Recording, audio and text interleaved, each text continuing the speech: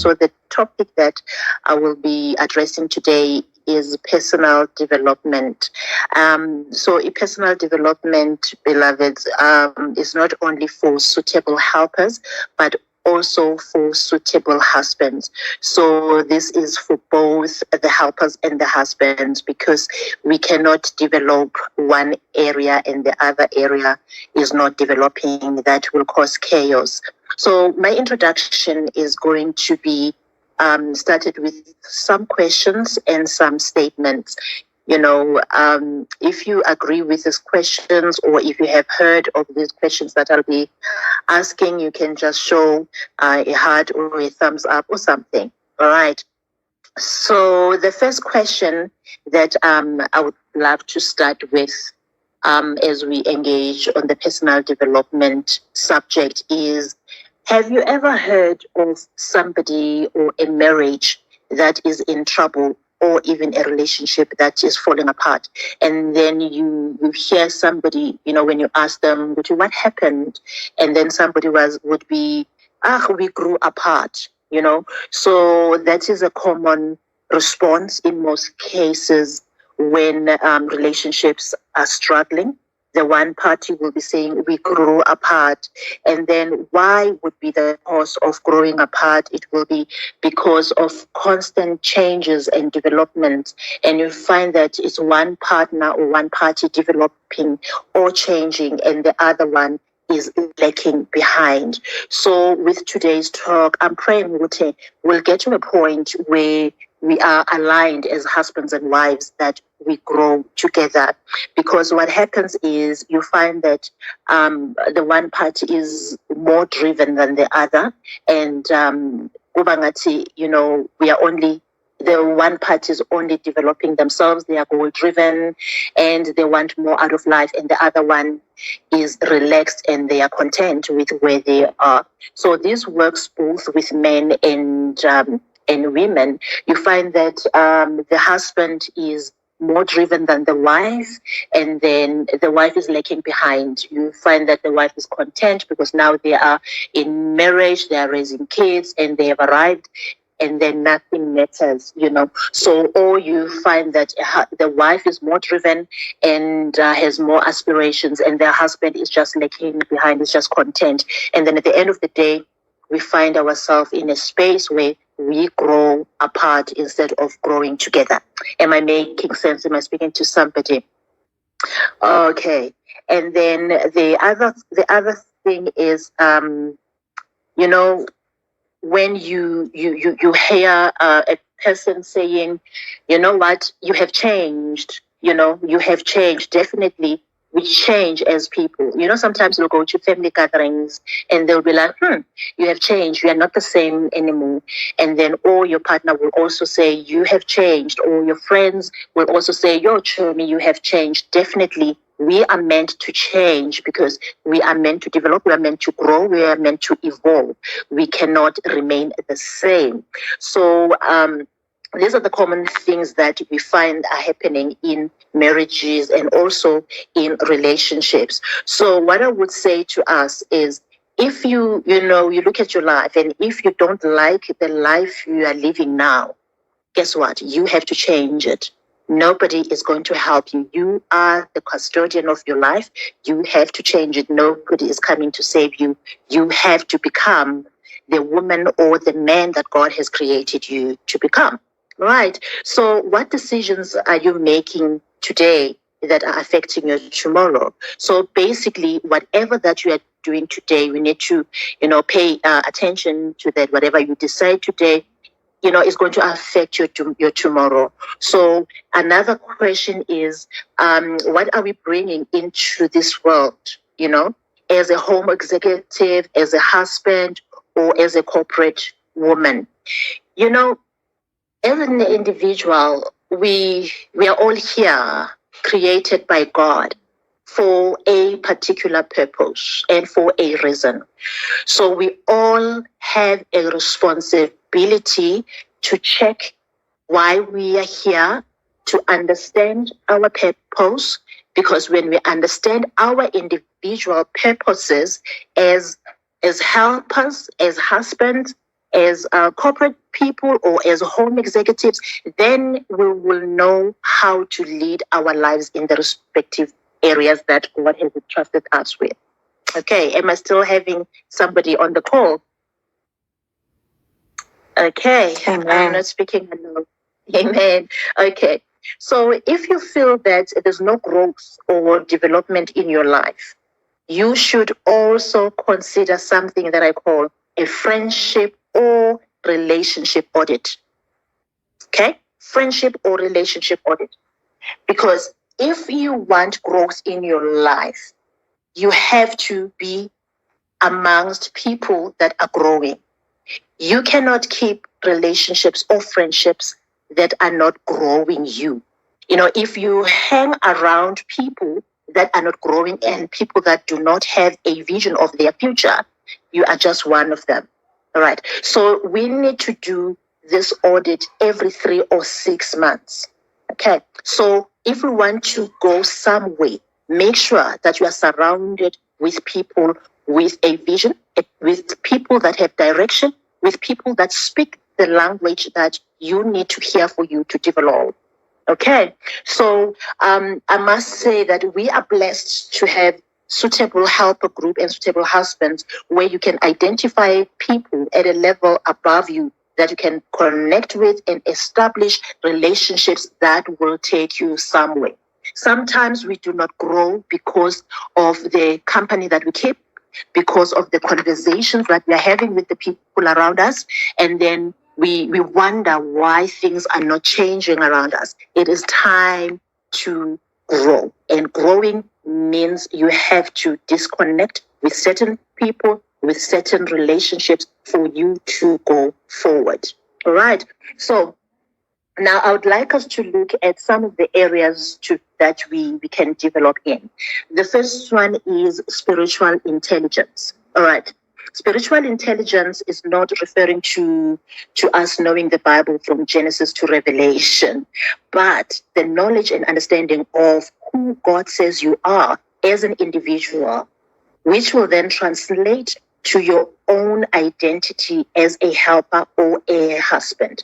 You know, there's an error that we tend to make, which is once you are married, your identity is like now of your husband. I know that we are one. So when we got married, we became one. But before we became one, we were individuals. Okay. So now that we are married, it does not mean because we are one, you should not develop. You should now be stagnant. Actually, this is now an opportunity to grow and become a better person. Marriage propels us to grow because now these are two individuals that are coming from different backgrounds. We don't know each other, so we need to invest time and also go back to saying, okay, God, now as a helper or as a husband, who am I to be to my partner? All right. So now we have to look at as wives, we have to look at 1 Peter chapter 3 from verse 1 to 4. And then we look, now this is part of the spiritual intelligence. I will just sum it up. Okay, our conduct, according to 1 Peter chapter 3, verse 1 to 4, our conduct, we need to check our conduct, our submissiveness. We need to check how much we are submissive to our own husbands. I love the word of God when it says our own husbands, because sometimes you find that as the suitable helpers, we are not as suitable at home, but when we go to church, you are more suitable to the pastor compared to to your husband. All right. So you find that you are so submissive that at church, you are the woman of God. But when it comes home, you are not submissive. The Bible says to your own husband. It doesn't say to your muruti. I hope that we are aligned on that one. Okay.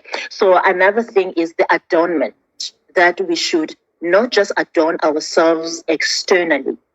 Okay. Because we are good at looking excellent externally, but then we need to be having a gentle and a quiet spirit. So these are now attributes of spiritual intelligence when it comes to to the marriage space. And then it's not only about us as the helpers. Now we also take it to the husbands. Husbands, Ephesians 5, from verse 25 to 33. The Bible says, husband, love your wives, just as Christ also loved the church and gave himself for her. All right. And then verse 26, that he might sanctify and cleanse her with the washing of water by the word.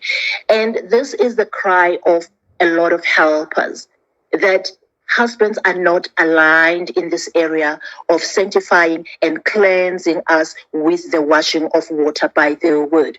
So, gentlemen, you do not know everything as much as helpers as well. We do not know everything. So there are platforms like Suitable Husbands, where I would say, Ntate Moholo, you have a responsibility. And all the servants of God that are in that group, you have a responsibility. I don't know what it is that you discuss in your groups, but there has to be development of men according to Ephesians 5.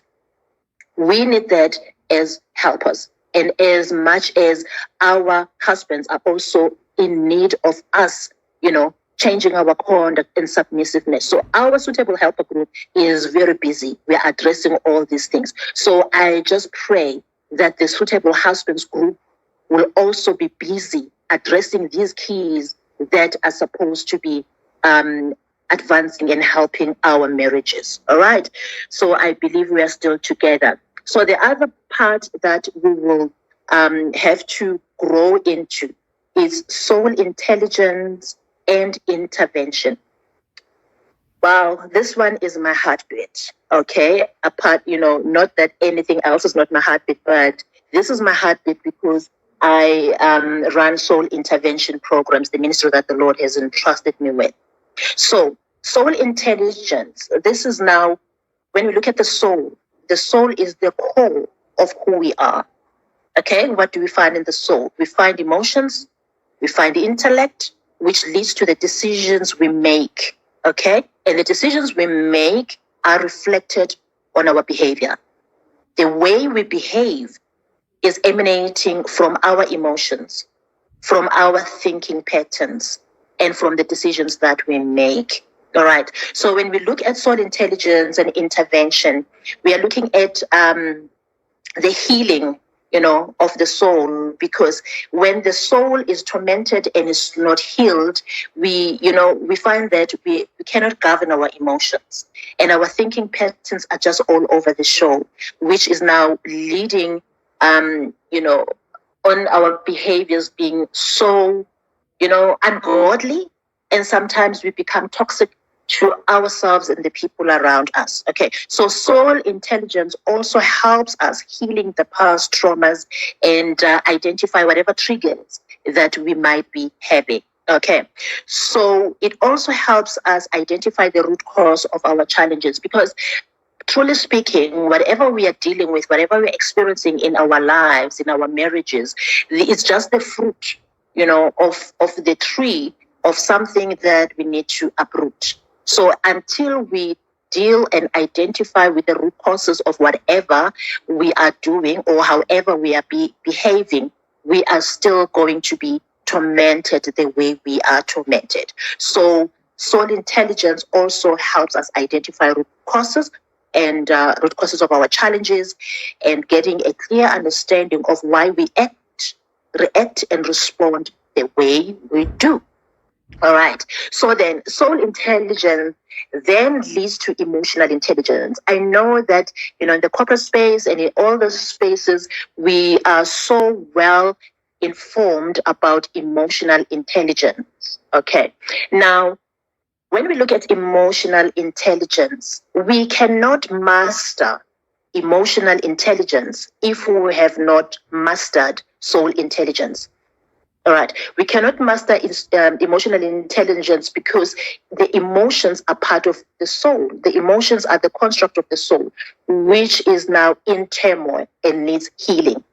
So that is why we struggle, with emotional intelligence. We try as much as we can, but we cannot isolate emotional intelligence with mental intelligence as well. All right.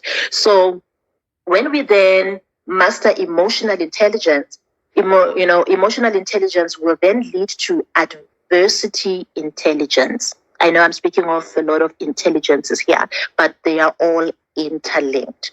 So when you have emotional intelligence, you'll be able to overcome challenges. You'll be able to deal with adversity. You'll be able to deal with challenges that are coming your way. So all these are linked. Soul intelligence, emotional intelligence, which will then give birth to adversity intelligence. Adversity intelligence is showing us how to handle adversities. All right. So am I still with you, ladies and gentlemen, or I'm speaking to myself? Okay. Thank you. I can see some hearts. Thank you so much. Now, can we agree that this personal development in all these areas are not one partner? We both need to learn and be part of this development to win. Because that is why we will get to a point where we say we grow apart.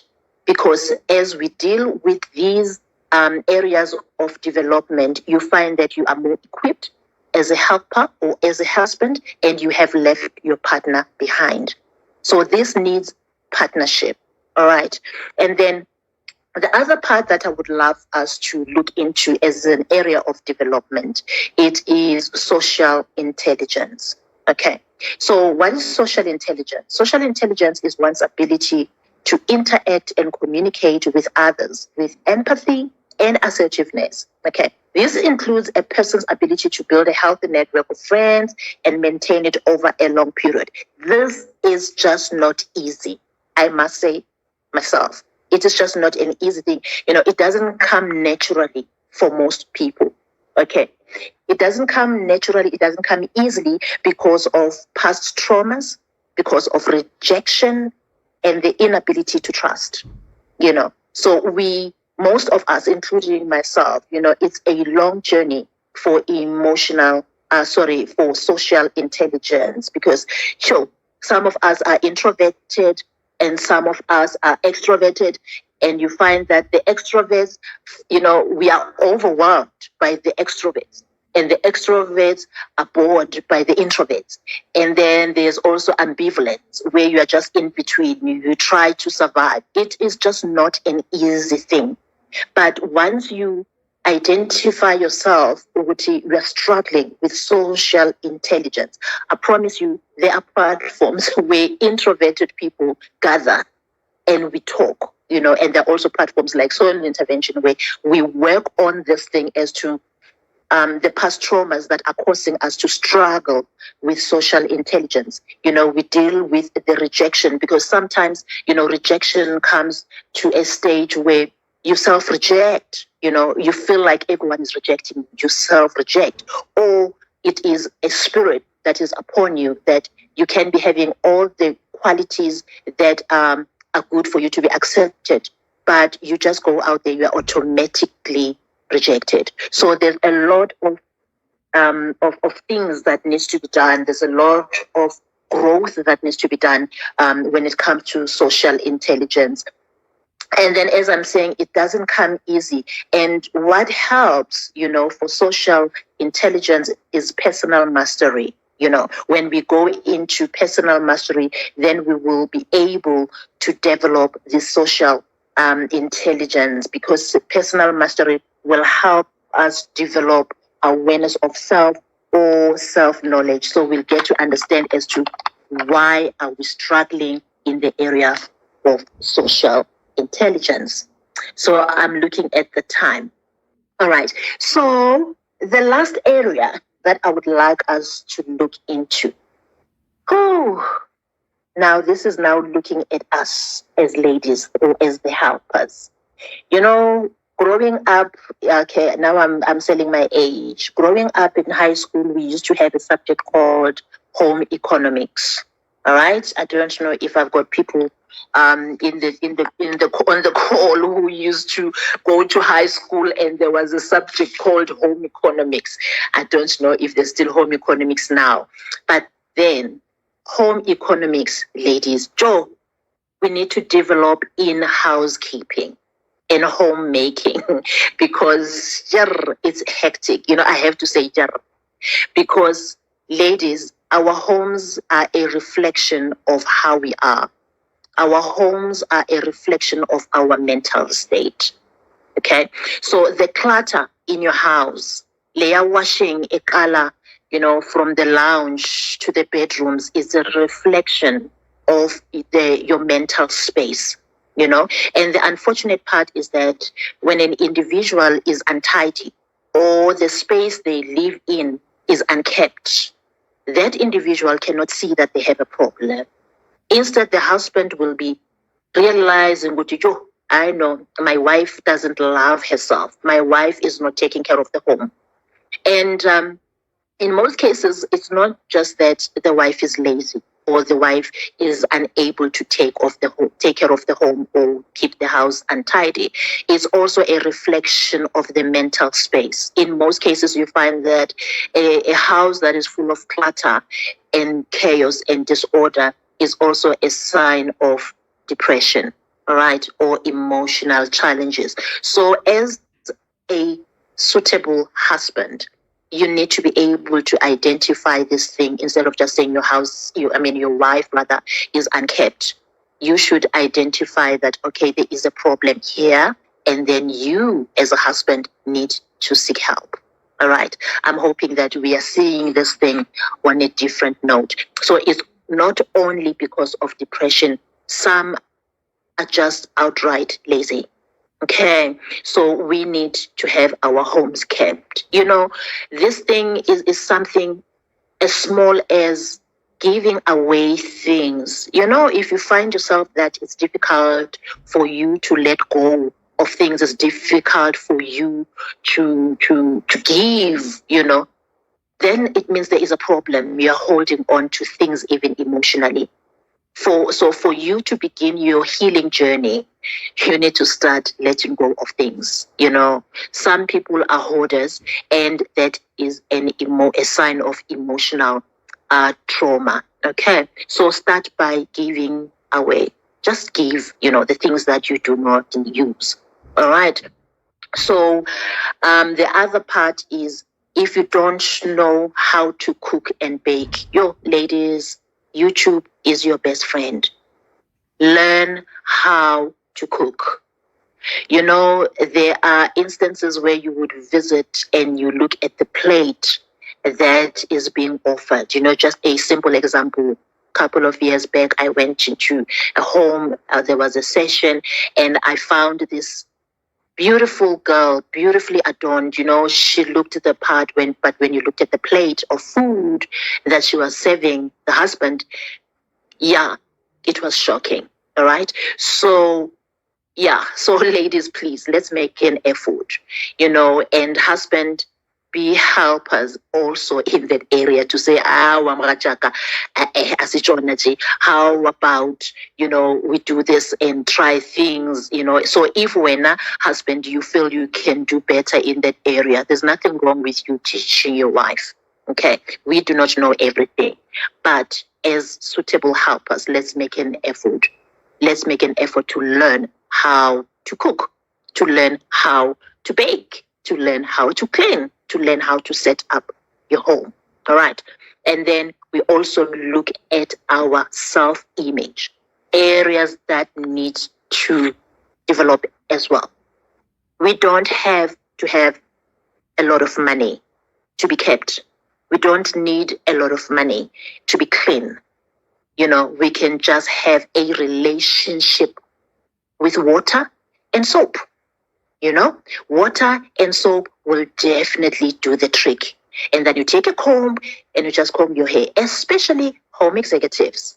It can get a bit hectic because you've got all the time in the day. You are looking after kids. There's just so much responsibilities around the home, and then you find that and then you go to bed. You are still wearing the same look since yesterday. So hubby comes home, you are still the same. Okay, I know it just doesn't come automatically, but we can make an effort. Let us develop in our self-image. Let us smell good. Hey, Basadi, let us smell good. That is also another area of development. Somebody might be saying it's not relevant. So let us also not put ourselves under pressure.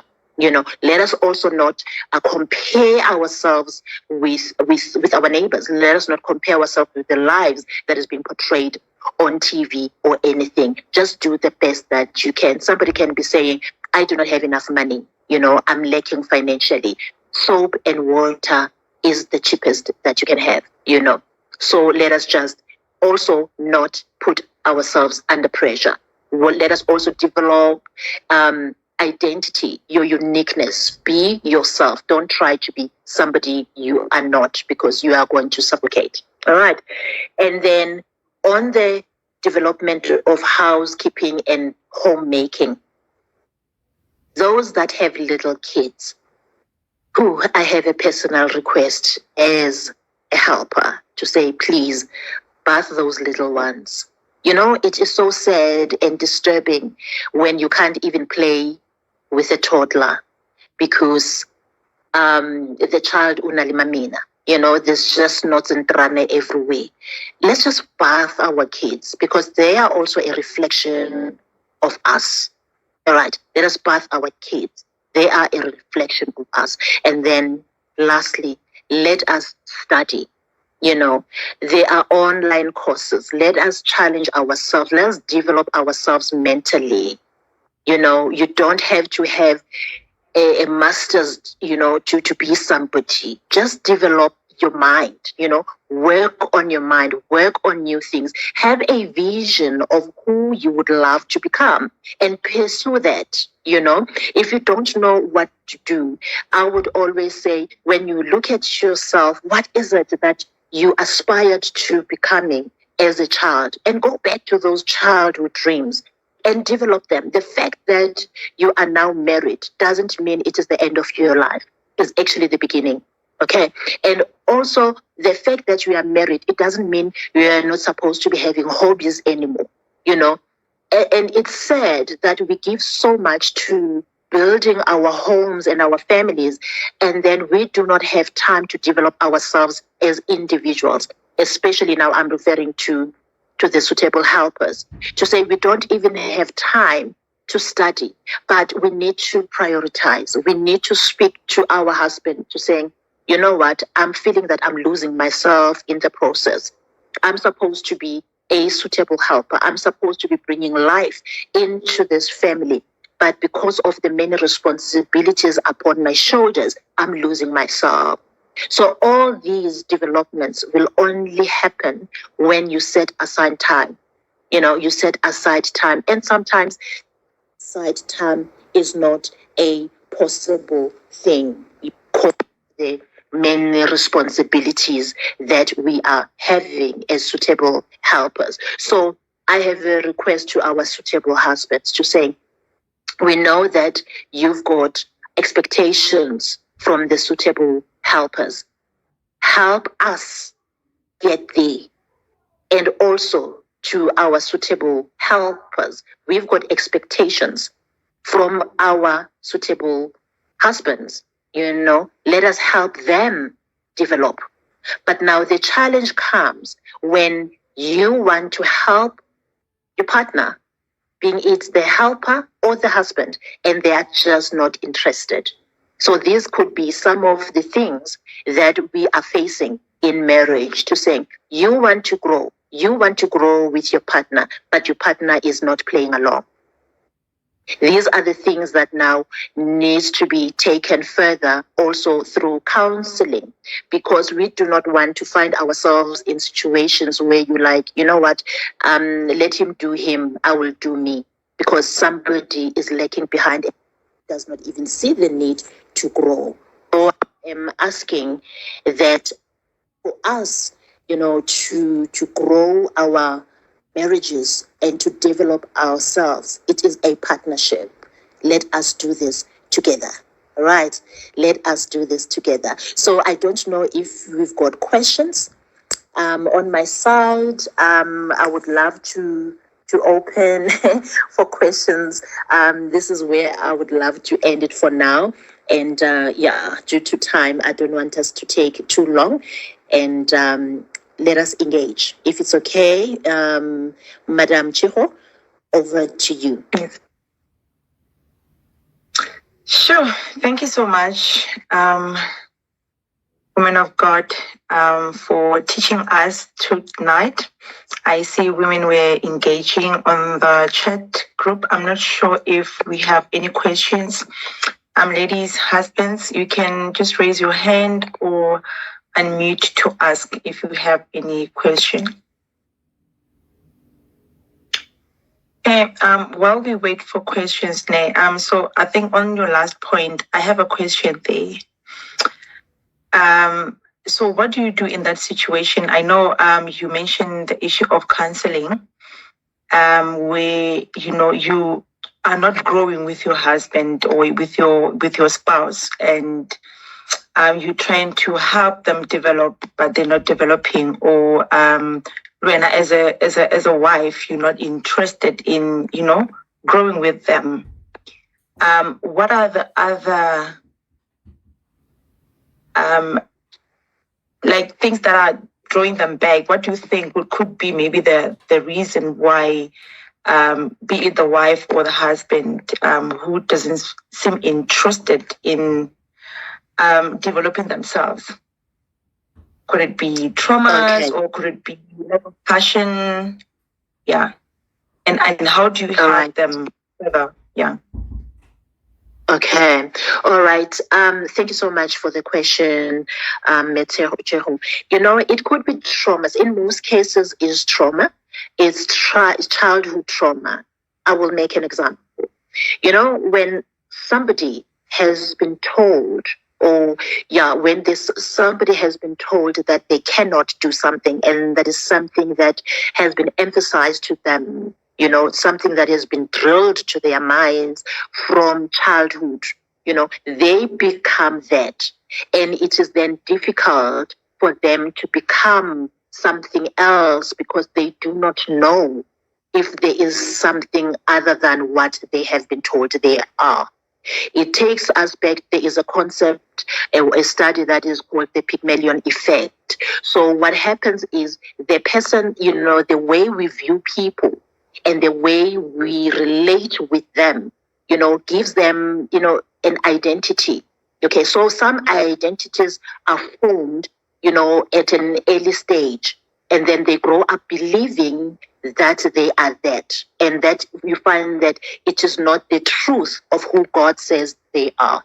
So we then go back to the root causes as to why are they, not keen? Why are they not even realizing that there is a responsibility to grow? You find that we have women, that are stuck in an age of a child, of a young girl. We have ourselves that at some point you can see you are a grown woman, you are married, you are a mother, but there is still a girl within you that is still crying for certain attention. There's a girl within you that is still fighting and craving and crying for affirmation, or also for a sense of belonging. And the same thing as we have men that are, matured men, but we actually still dealing with the boy child within them. So it means we have to identify where this thing comes from so that we can know how to heal them and then move to the next level as to how they then develop. So it is traumas that are going back to childhood. And the traumas in childhood also are affected by the environments that they grew up in. And if somebody has grown in an environment that's not stimulating, they will not be stimulated. You cannot tell somebody about something they don't even know exists. I hope this makes sense, Sure. It does make sense. Thank you so much. Okay, I see Dudu says, please elaborate more on the social intelligence and how can we improve in that area? Okay.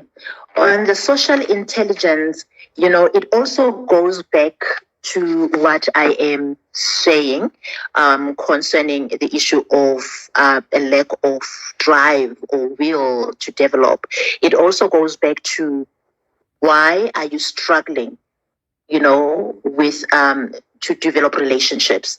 And also, what is your struggle? First, we need to understand the nature of the struggle. Then we'll get to a point as to why the struggle. And then we go back to the root cause and we deal with that root cause. Because as I said, I mentioned earlier on, what we are dealing with now, I'm struggling to forge relationships that are lasting. There is a root cause. So we have to identify the root cause. We have to identify what triggers me, when it comes to groups, for instance, where I panic or I get, panic attacks or I get anxious when I have to go out there socially. So we also have to go back to the root cause. Firstly, we need to understand what it is that you are struggling with. And then we go back to the root cause. Then once we uproot those roots, we uproot that tree, then we know that we have won. We will be able to advance and grow. So this part is also the part of soul intervention programs. If somebody needs help with that, we can engage. Thank you. Thank you so much. I hope you are answered, Dudu. So, women of God, if we go back to the first question that I asked, so there is a follow-up question on the anonymous. So she says, it's very difficult in marriage, to work on yourself, develop yourself, but your partner is not interested. And when you suggest counseling, they're also not interested, like, how do you deal with that situation? That is a common situation. It is a sad situation. So, you know what? Then we go back to God in prayer. We go back to the one who has given us this marriage. We go back to the one who is the foundation of this marriage to say, Father, here is your daughter, or here is your son. He is struggling in this area. Help me understand how to help him. Let there also be a revelation, even if it's not coming from me as his partner, for instance, as a helper. But to send help, there is one amazing prayer point that we can make to say, Father, send help. My husband needs help, and I'm not the one to help him.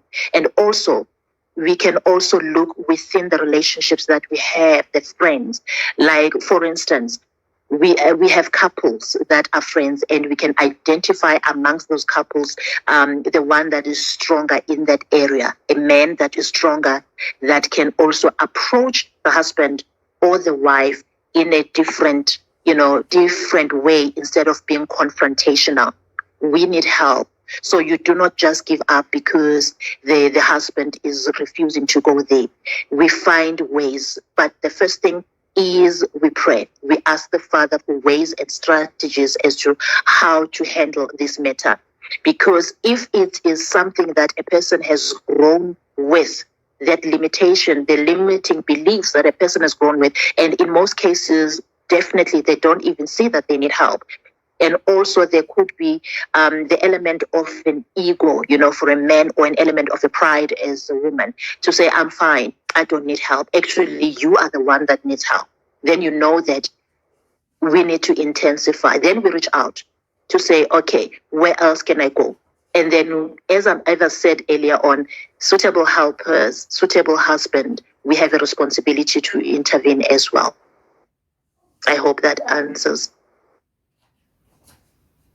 Thank you so much. And I think just to add on what you just said, marriage is a journey, right? And it requires a lot of patience. I always say it needs PhD in patience, because we will communicate certain things. We will talk about certain things. We will voice out our concerns, or, communicate our expectations to our partners. And then that's when, like you said, we take it back now to the Lord, waiting for God, to respond and help us while we wait for our partners to come on board. And there is a term, I always say this term is for my 2000, because I think our parents did not use it. You will often hear young couples, especially in our generation, saying we're no longer compatible. We are separating because we are not compatible, and it's because we grow. I mean, we develop, like what you said, we grow, we develop at some stage, and you just feel like you're growing apart. And I think for us, especially in the Christian community, we should learn patience in such instances, and trust in God, to really help us grow all together with our partner than growing apart with our partners, because it can be very difficult, and a lot of things are influencing us and influencing our marriages, that if we just only rely on the books that we read, sessions like this only, and without us praying, really asking the Lord to grant us the patience to build, patience to wait. And when you look around you, there is really nothing that is keeping you in this marriage, but you go back to the Lord and hold on to that only thing that brought you together, which is love. Because at first your development was not there, your achievement were probably not there, you were working towards it, but now that you are on a different journey or finding yourself differently, we quickly want our partners to come on board and walk with us, at the pace that maybe we want to walk, at the pace that we want to do things. But it requires patience. It's not easy. It's frustrating. But we can do all things through Christ, who gave us strength, who gave us the wisdom to carry on. Mm. Thank you so much for that, Chiho. And then the other thing is that, some of the developments that we can, the strategies that we can do, we can also look at doing fun things together, and, we should not always make it so formal. And as you say, like the Christian community, you look at Christian couples, there's very few couples that are having fun, like, for instance, when it comes to homemaking or home building, there are places where you can go with your partner and with your wife or with your husband, where you learn how to cook, so there's stuff like that. That if they're not there, then we need to come up with things that we can do together to develop certain areas in our lives. There's marriage counseling sessions. We go there and we learn how other people are doing this marriage thing, because we don't know. It's like we are pay as you go. We grow constantly. So we have to find ways that will work for us. And the other great way of development is just like children, we develop through play, that we can have team building kind of things, kind of activities. And in those activities, we can identify, what others or what your partner is struggling with, and then we know those are now some of the ways to identify the root causes or where the person is, to saying, okay, this one is struggling in this area, is struggling with patience, is struggling, with temper, is struggling, and then we are able to identify the areas of weaknesses through play. So I must say that we have a long way to go as a Christian community into spicing up our marriages, because honestly, Christian marriages, when you look at our marriages, you then find that people start envying marriages outside of the Christian community, because it's just not fun. There's just nothing much to look forward to, to doing with your partner. As you say, would say, you know what, it's not my type, it's not your type, because there's nothing happening that is solidifying the union. Thank you.